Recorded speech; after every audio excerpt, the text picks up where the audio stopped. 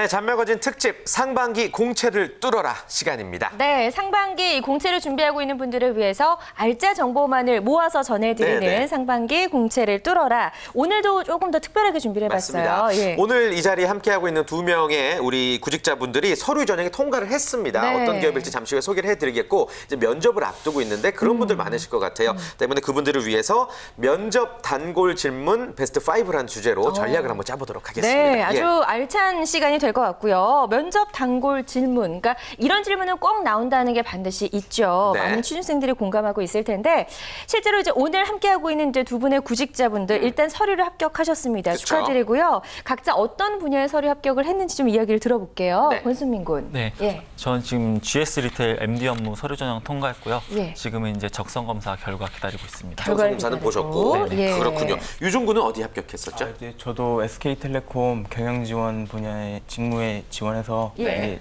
일요일에 그 인적성 검사를 받고 네. 결과를 기다리고 있습니다. 결과 역시 기다리고 있고. 예. 네. 어쨌든 뭐 취업에 있어서 서류 전형은 첫 번째 단계이기 때문에 아직 기뻐하기는 조금 이르긴 네, 하지만 네, 네. 그래도 이맘때쯤 긴장의 끈을 좀 놓치기가 힘들 것 같은데 이럴 때 좀 가장 타이트하게 준비해야 될 게 어떤 것들이 있을까요, 홍쌤? 그 구직자 여러분들이 서류 합격이 너무 힘들잖아요. 또 인적성 시험도 굉장히 다각화되고 있고 그러다 보니까 요즘 취준생들의 공통적인 특징 중에 하나가 면접을 좀 등한시하는 경향이 있습니다. 그 앞선 네. 프로세스가 너무 어려우니까요. 그런데 사실 여러분들이 인적성 시험을 보고 또 자기소개서를 열심히 작성하는 건 합격하기 위해서가 아니라 면접장까지 올라가기 위함이에요. 그래서 면접의 평균적인 좀 경쟁률을 생각했을 때 평균 정도 진행하게 되면 여러분들 또 거기서 떨어지게 되거든요. 그러니까 마지막에 여러분들이 실패를 맛보게 되면 리스크가 너무 높으니까 지금 바로 면접 연습을 좀 꾸준히 진행하셔야 됩니다. 네. 좀 시간이 굉장히 급하지 않나 생각이 그러네요. 듭니다. 면접을 예. 앞두고. 일단 뭐 GS 리테일, SK텔레콤 우리 두 구직자분들이 서류 전형을 합격을 했는데 결코 이시안 대표님 쉽게 갈 수 있는 기업 아니잖아요. 그렇죠. 좀 전에 이제 방송을 앞두고 예, 두 분과 이야기 나눠본 결과 어떻게 해서 이제 서류 전형에 합격한 것 같습니까? 아주 보시기에. 짧게 나눴거든요. 딱히 알 수는 없고요. 네네. 두 분 딱 보니까 좀 성실한 스타일 같아요, 둘 다. 성실하고 그래서 뭐 준비하라는 스펙이라든가 아니면 준비하라는 어떤 서류적인 것들을 잘 준비했을 것 같은 느낌이지만 역시 짧게 나눴기 때문에 네. 확실할 수는 없고요. 그래요. 네. 아마도 오늘 방송 함께하면서 이 우리 두 구직자가 하는 이야기들을 들으면서 좀 생각이나 이런 것들을 알면 그래야죠. 이제 왜 어떻게 해서 네. 이제 합격을 하게 됐는지 서류 전형에 그걸 알 수가 있을 것 같고요. 자, 그 전에 우리 단골 질문들이 나올 수밖에 없는 이유부터 좀 차근차근히 짚어볼게요, 면접 때. 홍쌤. 예. 그 기업 입장에서는 리스크가 높은 부분은 좀 공통적입니다. 그러니까 요즘 신입사원들의 퇴직률이 굉장히 높거든요. 그래서 전체적으로 구직자들이 가지고 있는 직업관 그리고 기업에 대한 로열티 이걸 확인하기 위한 작업들이 진행이 되고요. 그다음에 영업 직무라든가 이렇게 대면 커뮤니케이션이 굉장히 많은 직무, 뭐 금융권도 마찬가지고요. 이런 경우에는 여러분들이 뭐 돌발 질문, 압박 질문이라고 얘기하는 여러분들의 좀 소통 능력을 확인하기 위한 질문들도 진행이 되고 있습니다. 네. 그렇군요.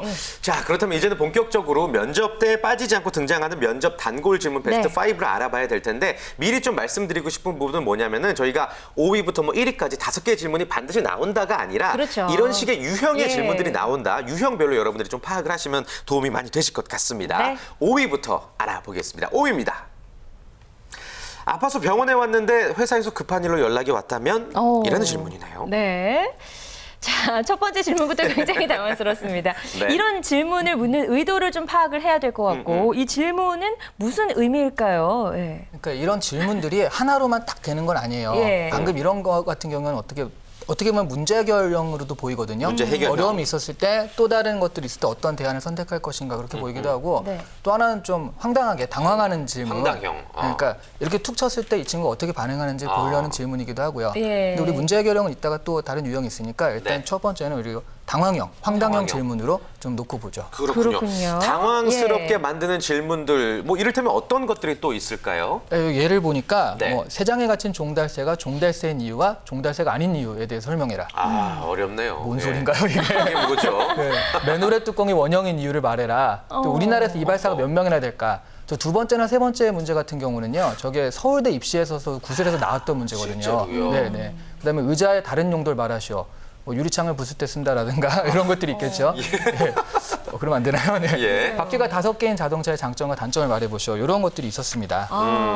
일단 뭐 정답이 있는 질문 같지는 않다라는 생각이 좀 듭니다. 네, 네. 대체 면접관들 왜 이런 질문을 하는 건지 궁금한데 그러니까요. 우리 구직자들 이왕 나온 김에 연습을 좀 해봐도 될 것 같아요. 맞습니다. 태진 씨. 예. 제가 좀 면접관이 돼서 질문을 한번 직접 드려볼까요? 예, 어떤 분부터 하시겠어요?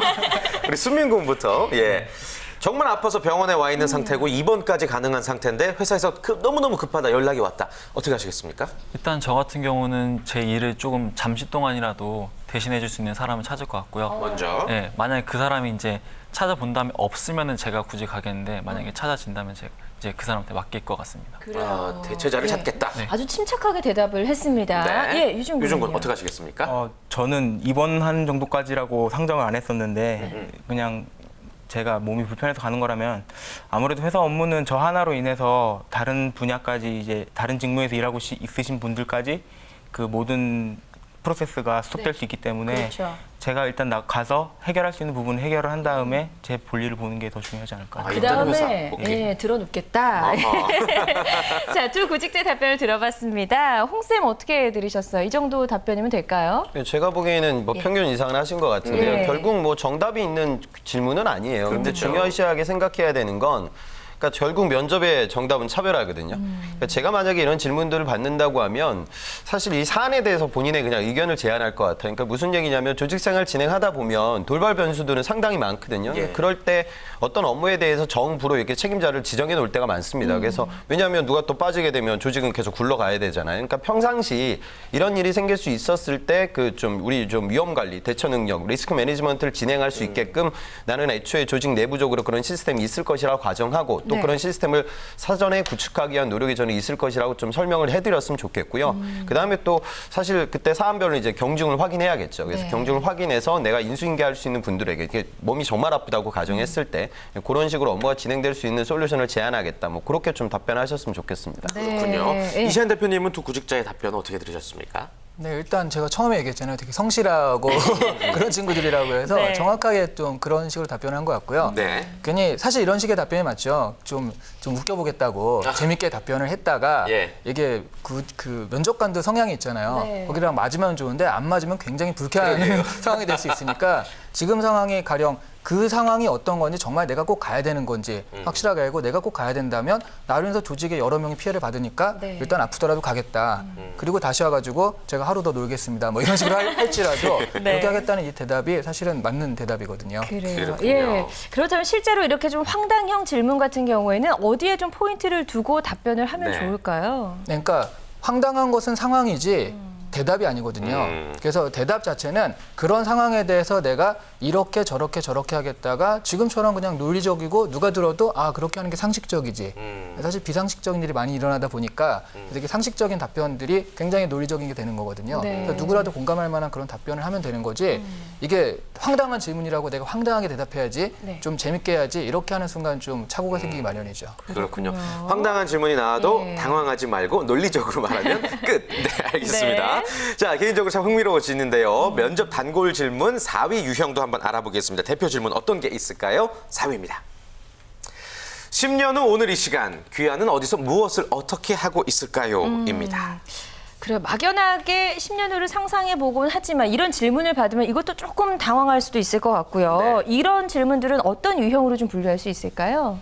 통상 면접장에서 많이 나오는 질문 중에 하나인데요. 그러니까 본인의 직무 플랜과 비전 관련돼서 좀 계획이 수립되어져 있는지 그걸 확인하기 위한 질문입니다. 그래서 여러분들 어떤 직무로 만약에 스타트를 하게 되면 그 직무를 기점으로 나의 전문성을 높여나가겠다는 나의 플랜에 대해서 제안할 수도 있고요. 근데 또 너무 딱딱하게 업무로만 접근하는 것뿐만 아니라 여러분들이 조직생활 진행하는 과정들 속에서 네. 내가 어떤 가치관을 갖고 그 팀 내부적으로 어떤 인원이 돼 있겠다. 뭐 그런 좀 인성적인 플랜에 대해서 이야기할 수도 있습니다. 그렇군요. 자, 그렇다면 또 우리 학생들에게도 바로 이 질문 적용시켜 보도록 하겠습니다. 네. 10년 후에 귀하는 어디서 무엇을 어떻게 하고 있을 것 같습니까? 먼저 우리 권순민 군. 저 같은 경우는 이렇게 아직까지 큰 계획은 없었는데요. 만약에 제가 10년 후에 회사를 이제 계속 다니고 있다면은 그 네. 회사에서 이제 큰 이제 역할을 하고 있을 거라 생각이 들거든요. 예. 이제 거기에 맞는 저만의 이제 인성을 좀 가다듬을 것 같습니다. 그래요. 네, 큰 역할 조금 막연한 것 같기도 하고요. 네. 예. 유준 군. 저는 10년이라는 시간이면은 직장 생활 10년 정도 하면은 제가 가진 능력에 대해서 어느 정도 능력을 가지고 있고 업무에 적응을 해서 어떻게 발휘할 수 있을지에 대해서 제 나름의 확신이 생길 수 있을 것 같거든요. 네. 저는 그리고 이제 경영 지원에서도 이제 전략 기획 쪽에 관심이 많기 때문에 네. 제가 가진 능력을 발휘할 수 있는 프로젝트를 하나 준비하고 있지 않을까 생각하고 있습니다. 좀 더 구체적이군요. 예, 자 네. 이렇게 그대로 면접에서 말해도 될지 안 될지 우리 전문가분들의 좀 이야기를 들어봐야 될 것 같은데 네. 이런 부분에서는 어떤 답변 노하우가 좀 필요할까요? 저는 아까 직무 관련된 프로젝트 그런 이야기가 좀 좋아 보였는데요. 그러니까 좀 그렇게 오판하신 분들이 계세요. 그러니까 여러분들 10년이 뭐 강산도 변한다고 하잖아요. 그러니까 뭐 10년 이후에 제가 뭐 차세대 휴대폰을 개발하는 개발자가 돼 있겠습니다. 뭐 이런 얘기 하는데 네. 현실적으로 여러분들 10년 정도 직장 생활하게 되면 그 진급 누락이 없었다고 가정했을 때 한 과장 정도 되실 거예요. 그러니까 사실 뭐 여러분들은 뭐 임원이 되겠다 그런 플랜들보다는 직급으로 이야기하지 마시고 결국 10년이면 여러분들의 또 상사들도 있고 그다음에 여러분들이 이제 이끌어야 될 후배들도 있을 겁니다. 그래서 중간 관리자 역할을 진행하게 될 것이고요. 그런 과정들 속에서 팀 내부적으로 내가 가지고 있는 인성적 역량, 그다음에 내가 가지고 있는 직무 전문성 이 두 가지를 좀 같이 제안하는 게 저는 가장 적합해 보입니다. 그렇군요. 네. 뭐 이른바 경력 로드맵형 질문이라고 예. 굳이 유형을 좀 꼽아볼 수 있겠는데 이런 식의 질문 또 어떤 것들 있을까요? 뭐 다 기간을 좁혀서 요즘 물어보기도 해요. 네. 뭐 5년 후, 그다음에 입사 후 1년 후, 그다음에 회사에서 최종 꿈이 뭐냐, 뭐 이런 질문들. 근데 여러분들 뭐 또 회사에서 최종 꿈이 뭐냐, 뭐 이런 질문들 받으면 직급으로 풀진 좀 않았으면 좋겠어요. 그래서 뭐 한 전무는 힘들 것 같고 한 상무 정도. 그러니까 이런 건 적합치 못하고요. 그러니까 여러분들이 어떤 해당 분야에서 프로가 돼 있다고 하면 여러분들은 임원이 아마 돼 있을 겁니다. 그래서 그런 식으로 좀 직급보다는 본인의 전문성에 대해서 무게중심을 두셨으면 좋겠습니다. 참고하시면 좋을 것 같습니다. 예. 이시안 대표님도 이런 유형의 질문에 대해서 좀 대처하는 방법에 대해서 한 말씀 해주시죠. 네, 그러니까 제가 예전에 네. 외환은행에서 한 3, 4년쯤 됐는데 거기서 초청해가지고 강의를 한 적이 있어요. 네, 네. 그 외환은행 입사하고 싶은 사람 대상으로 이렇게 취업 강의를 하는데 그때 이제 인사 담당자는 제가 얘기를 했거든요. 그래서 제가 이걸 물어봤어요. 이런 류의 질문이 많은데 어떤 질문이 제일 어떤 답변이 좋았습니까? 하고 했더니요. 자기는 자기가 들은 것 중에서는 네. 아프리카 환의 전문가가 되고 싶다. 아프리카요? 네, 10년 있으면 내가 아프리카 돈의 전문가가 되고 싶다. 이런 답변이 제일 인상 깊었다는 거죠. 네. 왜죠? 그러니까 아프리카가 앞으로 아시아 다음 마켓으로 뜰 가능성이 많잖아요. 근데 현재 한국에서는 아프리카 어떤 나라가 있는지 잘 모르니까 지금부터 열심히 연습해가지고 알아가지고 내가 아프리카 환의 전문가가 되겠다. 그래서 왜 외환은행이냐라고 했을 때 외국 환에 대해서 그나마 제일 잘하는 게 여기다. 아프리카 자체의 환은 모르지만. 네. 그래서 나는 그런 스페셜리스트가 되겠다라는 꿈이 자기는 제일 와닿았다고 그래요. 그래서 그런 식으로 어떤 직무 분야의 그 뭐 아까 그 말씀하신 대로 직급 그런 게 아니라 네. 전문가, 스페셜리스트로의 꿈을 가지는 것이 가장 좋은 좀 어필 방법이라고 할 수 있습니다. 네, 역시. 이런 것도 좀 네. 잘 참고해서 이런 단골 질문에 정확한 답변도 좀 한번 마련해 보면 좋을 것 같고요. 맞습니다. 이어서 면접 단골 질문 3위도 확인해 보겠습니다. 3위는요? 휴일 근무 어떻게 받아들이겠나입니다. 예. 요거는 좀 약간 약 올리기형 질문일까요? 이거 너무 네. 어려운데요. 대표님 어떻게 보세요? 뭐 약간 시험형이라고 할 수 있죠. 시험형? 휴일 예. 근무 어떻게 받아들이겠나 뭐 이런 것도 있고요. 또는 야근 같은 게 많을 텐데 야근을 잘할 수 있겠나. 또 지방 근무가 걸리면 할 수 있겠나라는 월급이 식으로요. 밀리면 어떡할 건가? 그런 것도 한마디로 최악의 상황들에 대한 가정하고 이렇게 네. 딱 질문을 던졌을 때 이 구직자가 어떻게 나오나를 보는 그런 약간 시험에 들게 하는 질문이라고 할 수 있죠. 그래요. 바꿔 말하면 좀 잔인한 형 같기도 합니다. 솔직하게 이야기해도 될까라는 생각이 좀 드는데 만약에 면접에서 이런 질문을 받게 된다면 우리 학생들 어떤 대답을 할지 또 궁금해집니다. 그래요. 이번엔 유준군부터 한번 좀 물어보죠. 그럴까요? 예. 저는 실제로 면접에서 비슷한 질문을 받은 적이 있었는데요. 뭐 예를 들어 월화수목금금금 일하고 30년 일하고 사장이 될 수 있고 월화수목금토일 일하고 30년 일하면 부장이 될 수 있으면 어떻게 일하겠는가라고 물어봤었거든요. 근데 저는 이제 그때 월화수목금토일 일하겠습니다라고 대답한 다음에 월화수목금금금 일하더라도 그 일에만 몰두하고 그 일밖에 모르게 되면은 오히려 균형적인 시각이 안 잡히고 근시안이 될 수 있다고 생각을 한다고 오히려 한 발짝 멀리서 쉴 때는 쉬고 균형 잡힌 삶을 살아야지 회사에 도움이 될 수 있는 안건도 제시할 수 있을 것 같다고 생각하면서 부장이지만 회사에 도움이 될 수 있는 월화수목금토일로 일하겠다고 얘기를 했었는데 네. 휴일은 쉬겠다는 얘기죠? 예. 그 말을 돌려서 한 것 같기도 한데 멋지게 잘 얘기했네요. 그러니까요. 예, 그렇게 대답했던 적이 생각났습니다. 네, 결과는 떨어졌습니다. 떨어졌죠. 예. 예, 순민 군은 수민군은요? 어때요? 저도 비슷한데요. 네. 저는 휴일 근무 근데 물론 할 수 있긴 한데 저 개인한테 투자할 수 있는 시간이 만약에 줄어들거나 네. 없어진다면은 이제 그 그러니까 투자하는 시간이 없어진다면은 그게 이제 회사 전체적으로 손실일 거라 생각이 돼서요. 이제 이게 만약에 휴일 근무를 너무나 강요한다면 좀 힘들 것 같습니다. 딱 그렇군요. 답변 포인트를 어떻게 잘 잡은 것 같나요? 어떻습니까? 어떻게 들으셨어요? 네, 사실 이 대기업이나 중견기업 정도 되면 네. 그렇게 얘기를 한다 하더라도 휴일에 근무를 그렇게 확 시키거나 그러진 않아요. 그러진 않겠죠. 네, 예. 그러니까 그냥 아유 저는 뭐 근근금 일하고 열심히 하겠습니다. 이렇게 하는 것도 좋은 방법이에요. 때로는 네, 괜히 여기서 다 얘기하지만 어쨌든 난 놀겠다. 아무리 좋은 걸 갖다 붙여 놀겠다라는 건데 네. 실제로 그것이 효율적으로 안 좋은지는 대기업도 잘 알고 있거든요. 삼성전자에서도 한번 그런 걸 발표한 적이 있더라고요. 그러니까 한 20년 정도 있다가 회사 일만 알았던 사람의 어떤 그 효율성과 그다음에 쉴 때 쉬고 했던 사람의 효율성을 비교하니까 오히려 쉴 때 쉬었던 사람들의 효율성이 더 좋다는 거죠. 네. 회사 일만 알았던 사람은 가정도 좀 불행하고 그러면서 아무래도 효율성이 떨어졌다라는 걸 아니까 회사도 알거든요. 그러니까 정말 시험형이라고 보시면 되는데 이걸 또 고지고대로 절대 일할 수 없어요. 말도 안 돼요. 이렇게 하면 정말 시험에 든 거죠. 네, 그러지 마시고 좀 나는 그 필요하다면 그렇게 하겠습니다. 필요 없는데 하는 건 아니지만 필요하다면 정말 그렇게 할 각오가 돼 있습니다라고 말하는 것도 좋은 방법인 것 같아요. 네. 그래요. 이제 신입 사원들이라면 이렇게 대답하겠다를 들어봤고 두 분은 경력자시잖아요. 두 분 같은 경우에는 만약 이런 질문을 받게 되면 어떤 대답을 하게 되실지 궁금한데요. 현실적으로. 예, 홍쌤. 그 질문을 받았을 때, 그러니까 팩트로 받아치는 내용들의 대답은 그렇게 좋지는 못해요. 그러니까 이런 류의 질문들은요. 그러니까 사실 뭐 정답은 어디에도 없거든요. 그러니까, 그러니까 이런 리스크를 내가 미리 숙지하고 있고 인지하고 있다. 그런 답변이 저는 나왔으면 좋겠어요. 그러니까 여러분들은 창의적인 일을 해야 될 대졸공채 신입사원들이거든요. 그러니까 창의적인 일을 우리가 하는데 업무가 항상 일정 할당량으로 딱딱딱 떨어지진 않을 거예요. 그러니까 훌륭한 프로라고 하면 업무가 몰렸을 때 그런 업무를 소화할 수 있는 소화력도 갖추고 있어야 되겠죠. 또 반면 또 일이 그렇게 계속 과부하가 걸린다고 하면 또 직장 생활을 롱런하기는 더 어려울 겁니다. 그러니까 그렇게 그러니까 나의 강점이 그렇게 급하게 몰리고 다급하게 펼쳐질 수 있는 업무 양들, 이런 양들을 소화할 수 있는 여러분들의 체력과 정신력이 갖춰져 있다는 이야기는 이건 정말로 필요한 역량이 될 거예요. 그래서 그런 팩토로 나의 좀 직무 플랜에 대해서 이야기를 하게 되면 여러분들이 좀 까다로운 질문을 좀 손쉽게 빠져나갈 수 있을 것이라고 봅니다. 네. 그렇군요. 네. 이찬 대표님도 이런 질문을 받게 되신다면 어떻게 답변하시겠어요? 진짜로 받게 되면요. 예. 지분은 주시나요? 그런 거 있죠. 약간 좀 그러니까 이걸 진지하게 물어보는 것도 좀 이상한 것 같고요. 네, 네. 그래서 약간 농담처럼 경력자니까 받아치는 것도 좋은 방법인 것 같아요. 네. 그렇군요. 자, 아무튼 뭐 이런 시험형의 말씀해 주신 것처럼 시험형의 질문들 실제로 어떤 질문들이 나왔었나요? 네, 실제로 나온 걸 보면 NC소프트 같은 경우에는 네. 회사의 잦은 야근 등으로 인해서 대인관계가 소홀하게 된다면 어떻게 하겠는가. 한마디로 이제 밤에 못 노니까 친구들 관계가 끊긴다는 얘기거든요. 예. 그다음에 그 만약 약속인데 상사가 야근을 하고 지시한다면 이건 뭐 휴니드 테크놀로지스뿐만 아니라 굉장히 많이 나온 질문이죠. 그다음에 다음에서는 일의 특성상 야근이 많고 때로는 철야도 가는데 가능하십니까? 예, 뭐 다음에 뵙겠습니다. 주로 IT 쪽에서 자꾸 야근을 좀 강요하는 듯한 그런 느낌이 그래요? 드는 게 좀 있죠. 예. 그래요. 아무튼 뭐 잘 대비를 하셔야 될 것 같습니다. 뭐 맞습니다. 다양한 질문들. 네. 자, 이어서 면접 단골 질문 2위도 확인해 볼게요. 네.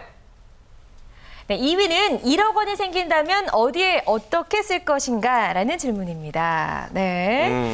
자, 일단 뭐 상상만으로 갑자기 미소가 네. 머금게 되네요. 네, 네. 미소가 지어지는데 우선 면접은 둘째치고 만약에 정말 1억이 생긴다면 어디에 쓰실 건지 궁금해요, 텐 씨. 저는 무조건 전에 기부할 겁니다. 아이, 거짓말.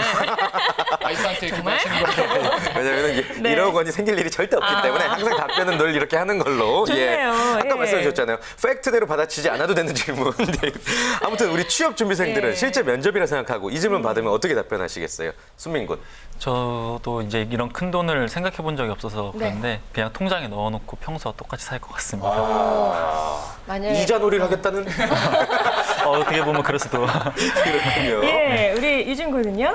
저 같은 경우에는 한 30% 정도는 예. 제가 원래 기부하던 단체가 있으니까 오. 거기에다가 기부를 하고 예. 나머지는 이제 모자라는 예산 제약으로 인해서 하지 예. 못했던 것들을 가족과 함께 한다든지 7천만 원씩이나? 어차피 뭐 벌고 쓰고 하는 그쵸. 인생을 살고 싶기 때문에 네. 모으고 살고 싶은 생각이 별로 없어서 그렇게 살지 않을까 생각이 듭니다. 네, 그래요. 그래요. 예. 자, 홍쌤, 이런 질문 같은 경우는 어떤 유형으로 좀 분류할 수 있을까요? 진짜 어렵네요. 예. 그러니까 뭐 상황 대처 능력, 그다음에 또 더불어서 여러분들 직업관도 같이 확인을 하겠죠. 우선 네. 질문이 좀 1억이라고 하면 이게 좀 너무 금액이 적은 것 같아요. 1억 가지고 뭐 여러분들 삶이 바뀌진 않습니다. 솔직한 네, 네. 얘기로. 요즘 뭐 예금금도 2% 중반부 정도밖에 되지 않거든요. 근데 금액이 뭐 예를 들어 뭐 100억으로 물어볼 수도 있겠죠. 그러면 그러니까 직장 생활의 뭐 역할 중에 돈이 차지하는 부분은 굉장히 커요. 그렇죠? 근데 여러분들이 사회생활이나 취업을 하려는 이유는 사실 두 가지입니다. 첫 번째는 여러분들의 지위 향상이고요. 두 번째는 여러분들의 지속 성장이에요. 그러면 지속 성장의 관점에서 직장 생활은 또 분명히 의미가 있는 곳입니다. 그러니까 돈을 좀 벗어나서 그러니까 내가 좀 이 직업관, 그다음에 내가 그러니까 단순히 돈을 벌기 위해서 내가 삼성에 와 있다. 그렇게 얘기하면 그걸 또 믿지도 않고 그게 옳은 대답도 아니거든요. 그래서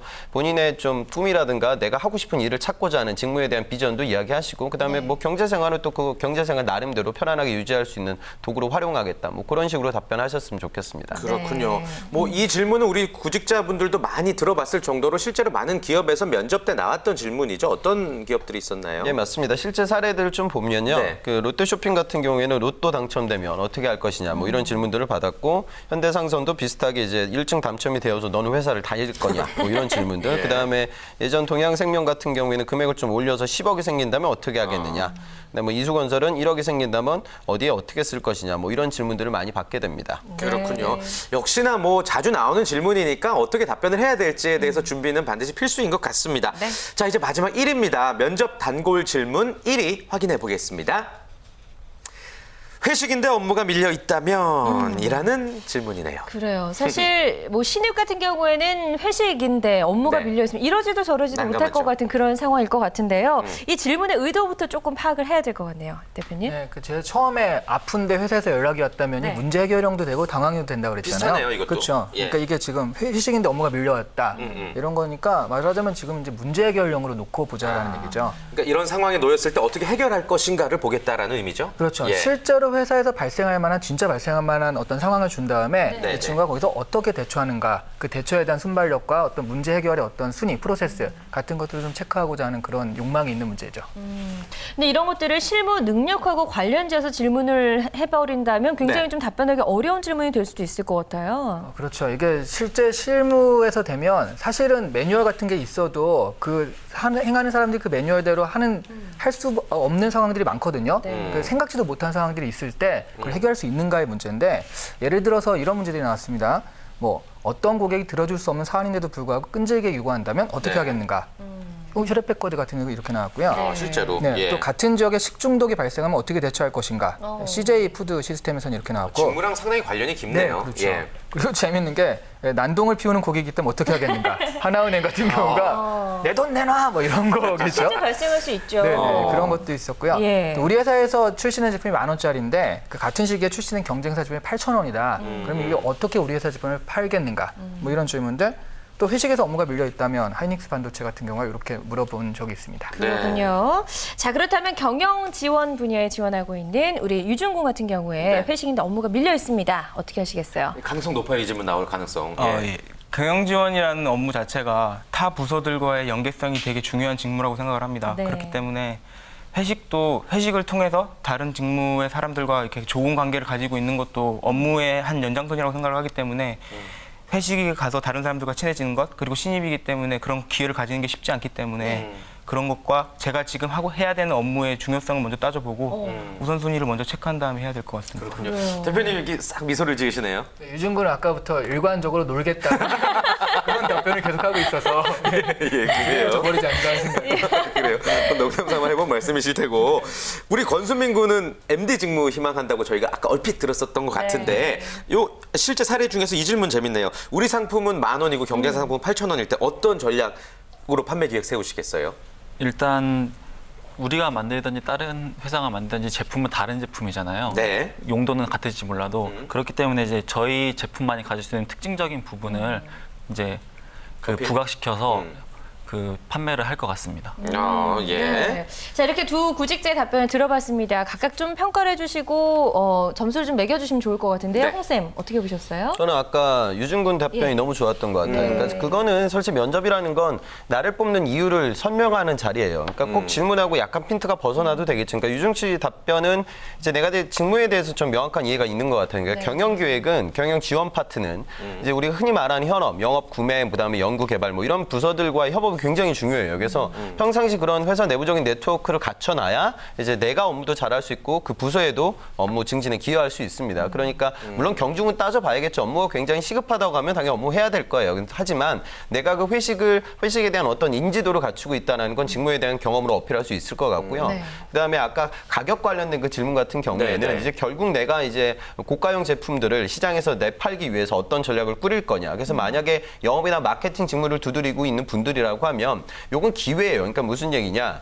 이 질문을 받아서 8,000원, 뭐 2,000원 차이가 중요한 게 아니라 고가용 제품을 시장에 팔기 위한 내가 어떤 전략을 내가 미리 숙지하고 있다라고 해서 업무 관련 경험이나 지식을 어필할 수 있는 그런 기회로 삼으셨으면 좋겠습니다. 그렇군요. 네. 이시안 대표님도 두 학생의 답변 어떻게 들으셨어요? 네, 순민 학생 같은 경우는 아까부터 좀 답변이 되게 두루뭉술한 느낌이죠. 추상적이고 구체적으로 그런 난 이런 부분을 어필하겠다가 아니라 다른 부분을 찾아서 어필하겠다라고 하는데 실제로 그런 부분은 어떻게 찾을 것인가 이 구체성에 대해서 조금 더 고민을 하셔야 될 것 같고요. 네. 유중군 같은 경우는 놀겠다라는 답변이 인상적이어서 근데 이제 문제가 또 좋아요. 왜냐하면 어떤 효율성에서 그러겠다라고 하는데 아까처럼 벌고 쓰고 하는 주의다. 이런 식으로 면접이라는 게 사실 이 한 질문 갖고 평가하는 게 전반적으로 다 본 다음에 이 사람을 평가하는 건데 이 사람은 정말 놀고 싶은 사람이구나라고 딱 이렇게 하는 것도 안 좋을 것 같아요.